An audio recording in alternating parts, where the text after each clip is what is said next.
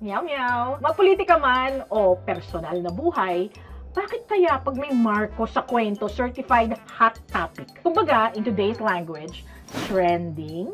Well, maybe because some of these stories unraveled in a very public way.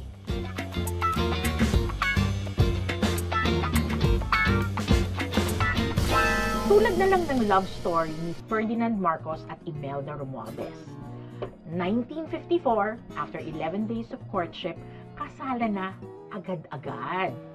What people didn't know then, before anyone else, or Bay in Gen Z slang, there was Ninoy before Ferdy sa buhay ni Imelda. Pero teka, di ba 1954 din nung kinasal si Ninoy at Corazon Cojuangco or Cory? Ganito yan. Imelda's cousin Danieling Romualdez married Paz Bueco, who's a cousin of Ninoy's father. So, magkakilala na mula pagkabata sina Ninoy at Meldy at magkamag-anak by marriage kung tutuusin. Nung nagdalaga at nagbinata, nagkaroon ng bonggang reconnection noong early 50s. Then, Ninoy was a budding journalist and Imelda a stunning beauty. Award-winning Filipino writer, journalist, and biographer, Nick Joaquin penned the book Aquinos of Tarlac, an essay on the history of 3 generations, wrote about Ninoy and Meldy's relationship status. Among the reigning beauties at the International Fair was a girl from Leyte, Imelda Romualdez, whose title was Muse of Manila. Though they shared a relative, this was the first time that Ninoy met the future Mrs. Marcos. She impressed him as being very pretty, very charming, but too tall for me, for which reason he could not dance with her. But the two of them became good friends and they saw a lot of each other during 1953. Saw a lot of each other. Friends? Dating? Mutual understanding?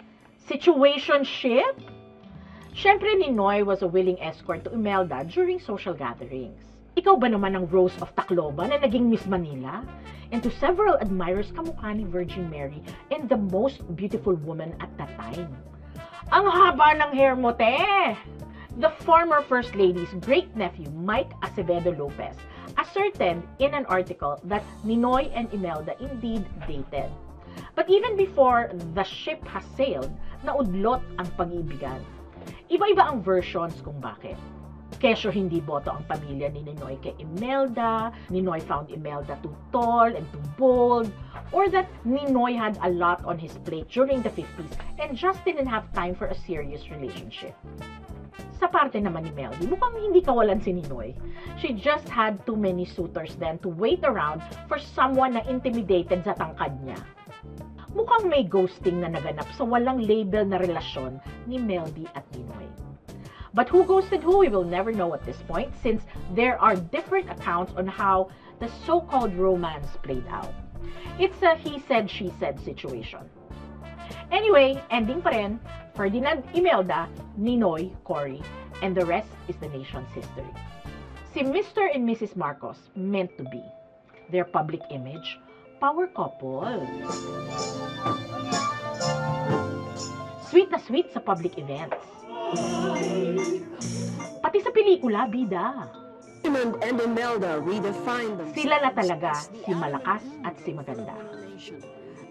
Then came Dovie Beams. 1970, sa isang press conference, pinarinig ni Dovie ang di umano'y audio recordings nila ni Apo Ferdy habang nagtatalik. After the press con, she left the country. Noong panahong yon, Dovie Beams was an American actress who just started and was struggling to make it big in Hollywood. Tawag nung 70 sa kanya, Starlet. In fairness, nagka-project siya sa Pilipinas at bida pa sa pelikulang Maharlika noong 1970. This was a film about Marcos Sr.'s alleged war exploits. Digmaan na nga ang sumunod, Word War. President Marcos Sr.'s word against Dovie's. Ang kampo ng Pangulo, todo deny sa sinasabing 23-month affair niya kay Dovie. But the impression of him being an alleged philanderer has already been made. Mula hukuman hanggang pahayagan, naging masigasig ang damage control.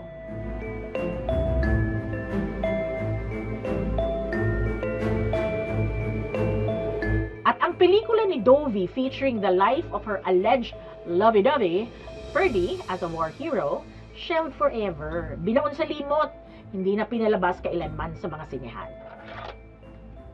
Straight to tape. By 1971, sandaling nalimutan ang Dovey Beams bombshell. 1972, ibang bomba na ang sumabog. The powers vested in the president. Sa panahon ng martial law, sabi ng mga Marcos, nagkaroon ng kapayapaan at kasaganahan. Ang batas militar, tinapos taong 1981. And before that year ended, another controversy. Patagong nagpakasal ang firstborn ni Melby at Ferdy na si Amy sa Amerika, December of 1981. Ang groom, ang businessman, golfer at basketball coach na si Tommy Manotoc. Manotoc divorced his first wife, Miss International 1970 Aurora P1, in October of the same year. Ang divorce nangyari sa Dominican Republic dahil hindi naman ito legal sa Pilipinas. May love triangle ba? May sulutan bang naganap? Sabi ni then First Lady Imelda, hindi mang-aagaw ang anak niya. Pero ang manugang niya, nawala ng parang bula. In 1982, shortly after his second marriage, Tommy was reported missing. Ang suspetsya ng Manotoc family, ang mga Marcos di umano ang may kagagawan dahil hindi sila boto kay Tommy. Si Tommy ay pamangkin ni Henny Lopez at Raul Manglapus, considered as political nemesis of the Marcoses.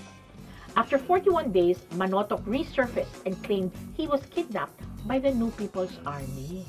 He also apologized to the Marcoses for his family's earlier suspicions about the first family's involvement in his disappearance. Take note, public apology yan na umere sa radyo at telebisyon. Eventually, naghiwalay rin si Amy at Tommy. Tatlong kwento ng love triangle. Compelling, intriguing, even daring. Pero lahat masalimuot. Status? It's complicated. O, diba?